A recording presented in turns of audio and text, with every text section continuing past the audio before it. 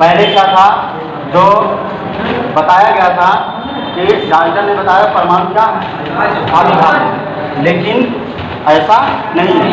अब जो है ज्ञात हो चुका है कि परमाणु किससे बनते हैं, इलेक्ट्रॉन, प्रोटॉन और न्यूट्रॉन, 3 भागों में बांट सकते हैं इनको हम, ठीक है, 3 भागों में बांट सकते हैं। फिर उसके बाद दूसरा पॉइंट समस्थानिक, इसका मतलब समान स्थान पर रहने वाले या रखे जाने वाले तत्व, ठीक है।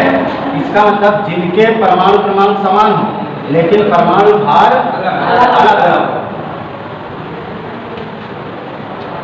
सभी के परमाणु समान क्या है, एक है, मतलब ये समान स्थान पर रखे जाएंगे। इसका मतलब पहले ही कोर्स में आए, ठीक है। आप आवर्त सारणी देखेंगे किस तरीके से बना हुआ है। इसमें जो पहला कोर्स होगा उसमें हाइड्रोजन को रखा जाएगा, ठीक है। क्यों? क्योंकि इसका जो इलेक्ट्रॉन है कितना है, एक, मतलब इसका परमाणु क्रमांक 1 है, ठीक है। इसको इसी में रख दिया गया, यह समझदारी हो गया। उन्होंने परमाणु भार को मूल लक्षण माना था। क्या माना था?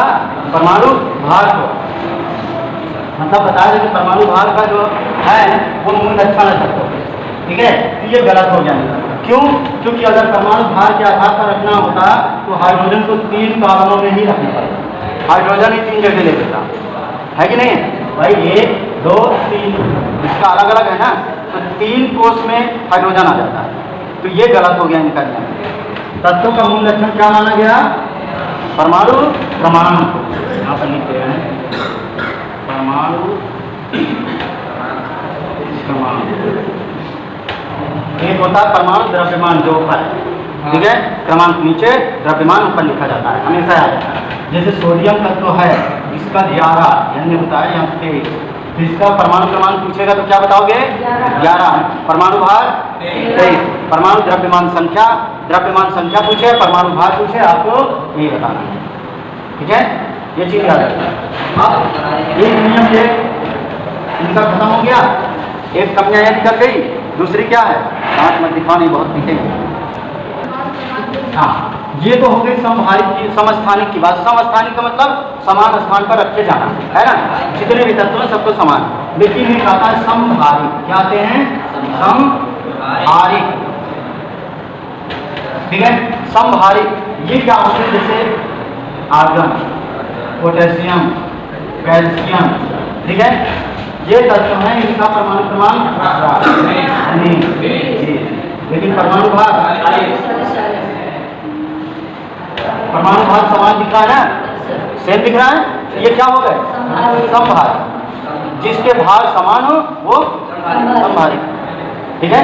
अब यहाँ आ जाओ, डाल्टन के परमाणु सिद्धांत के अनुसार डाल्टन ने परमाणु भार को जो है क्या माना था? मूल लक्षण। उनके अनुसार अगर इलेक्ट्रॉनों को रखा जाए तो क्या होगा? तो तत्वों को रखा जाए तो ये तीनों किस कोष में आएंगे? एक ही कोष में आ जाएंगे। इसी में आर्गन, इसी में पोटेशियम, इसी में कैल्शियम, एक ही कोष में। जबकि तीनों के गुण क्या है? अलग अलग है ना, ये नहीं रखे जा सकते, ठीक है ना। ये नियम इनका गलत हो गया कि समभारिक होते हैं लेकिन जो इनके मूल लक्षण होते हैं भार नहीं होते, परमाणु क्रमांक होते हैं, ठीक है। मूल लक्षण क्या होगा? परमाणु क्रमांक। समझ में आया? अब परमाणु क्रमांक के आधार पर रखेंगे तो ये जो है अलग अलग कोष में आ जाएंगे। जैसे मान लो, ये मैं ओरिजिनल नहीं बता रहा हूँ, समझा रहा हूँ बस। इसमें आ गया आर्गन, इसमें आ जाएगा पोटेशियम, इसमें आ जाएगा कैल्शियम, है ना। तीनों के गुण अलग अलग है तो तीनों अलग अलग कोष में आ जाएंगे। समझ में आया? अब इस तरीके से मूल लक्षण मान लिया गया। आगे खोज हुई, रदरफोर्ड, चैडविक, बहुत से वैज्ञानिक आए, इस पर रिसर्च किया, तब उन्होंने बता दिया कि भैया इलेक्ट्रॉनों का और किसी भी तत्व का जो परमाणु क्रमांक होता है वो उसका मूल लक्षण होता है, ठीक है। तब जाके अब जब 18 इसका हो गया तो और ऐसा कोई तत्व नहीं है जिसका 18 होगा परमाणु क्रमांक। क्या होगा? 18 किसी तत्व का नहीं होगा। इस समय लगभग 118 तत्व की खोज हो चुकी है, किसी भी तत्व का आपका परमाणु क्रमांक सेम नहीं मिलेगा। एक ही प्रकार का तत्व है तो परमाणु क्रमांक सेम हो सकता है, जैसे हाइड्रोजन।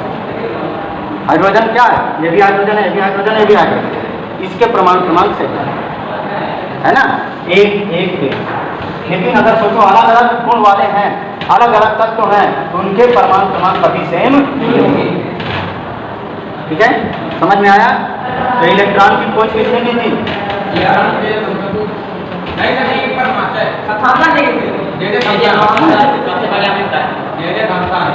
प्रोटॉन की रदरफोर्ड और न्यूट्रॉन की, ठीक है ना।